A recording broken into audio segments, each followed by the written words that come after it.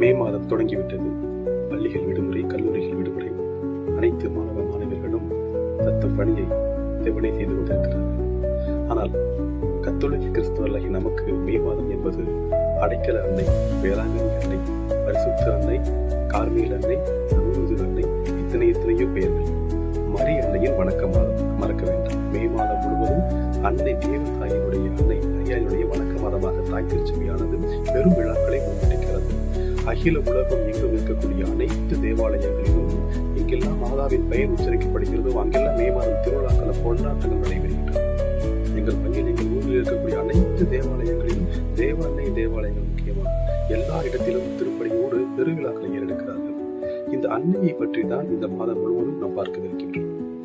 அவளை பற்றி ஏளன பேச்சு, செருக்கு, இல்லாததும் கொள்ளாததும், வதந்திகள் என்று கிறிஸ்தவர்களை சொல்லுகின்ற ஒரு இக்கட்டான, ஒரு துயரமான ஒரு நாட்கள் ஓடிக்கொண்டிருக்கின்றன. ஆனால் அவர்களை பற்றி நாம் பேச விரும்பவில்லை. அவர்கள் சொல்லக்கூடிய கருத்துக்களை ஆமோதித்து ஒத்துக்கொண்டு பேசுவதும் கிடையாது. நாம் அன்னையின் மூலம் பெற்றுக்கொண்ட நன்மைகளை பேசுகின்றோம். எந்த மதமாக இருந்தாலும் அடைக்கல தாய் என்று சொன்னார், ஆரோக்கிய தாய் என்று சொன்னார், புனித லூர்து அன்னை என்று சொன்னார். அவர்கள் வணங்கக்கூடிய ஒரு தெய்வத்தாய். ஏன் என்றால் ஜென்ம மாசில்லாமல் பிறந்த அந்த தாய், இயேசு கிறிஸ்து பிறப்பதற்கு தகுதியான அந்த தாய், 10 மாதங்கள் நம்மை போன்று கிறிஸ்துவை பெற்றெடுத்த அந்த தாய். இன்னும் எத்தனையோ வரங்கள். என்னெல்லாம் அன்னை மரியாதை பற்றி பேசுங்க அப்படின்னா 1 மணி நேரம், 1 நாள், 1 வாரம், 1 மாதம், 1 வருஷம் பேசிக்கிட்டே இருப்போம். மரியாதைன்னு சொன்னதே உள்ளுக்குள்ள அவ்வளவு ஒரு சந்தோஷம். ஆயிரம் குறைகள் சொல்லலாம் கத்தோலிக்க திருச்சபையில். ஆனால் அன்னை மரியாதை பற்றி பேசுகின்ற பொழுது அனைத்தும் முறியடிக்கப்படுகிறது. ஒரு பேர் ஆனந்த மனதிற்குள் வந்து விடுகிறது. அந்த தாயை பற்றி இந்த மாதம் முழுவதும் உங்களோடு ஈடுபட நான் ஆசைப்படுகிறேன். அவள் செய்த அற்புதமான செயல்கள், புதுமைகளை பற்றி உங்களோடு பேச விரும்புகிறேன். நாம் தயாராக இருப்போம்.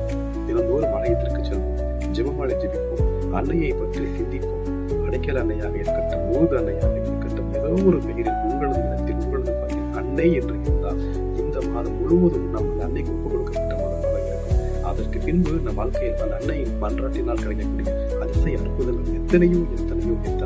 ஒவ்வொரு நாளும் பாடல்கள் பாடுவோம், புதுமைகளை எடுத்து வாசிப்போம், அன்னை மரியாதையோடு இணைந்து செயல்படுவோம். அவர் பட்ட கஷ்டங்கள், அவர் வாழ்ந்த வாழ்க்கை, கிறிஸ்துவை ஏற்றுக்கொண்ட விதம், ஜென்ம மாசில்லாமல் உற்பவித்த அந்த தாய், தந்தை மகன் தூய ஆவியால் முற்றிலுமாக ஆட்கொள்ளப்பட்டவர், கேப்ரியல் சமணசானவரால் அவர் தேவ வசனத்தை ஏந்தக்கூடிய அளவிற்கு ஒரு தகுதியான தாயாக இருக்கிறார். அந்த தாயை பற்றி இந்த மே மாதம் முழுவதும் நாம் சிந்திப்போம்.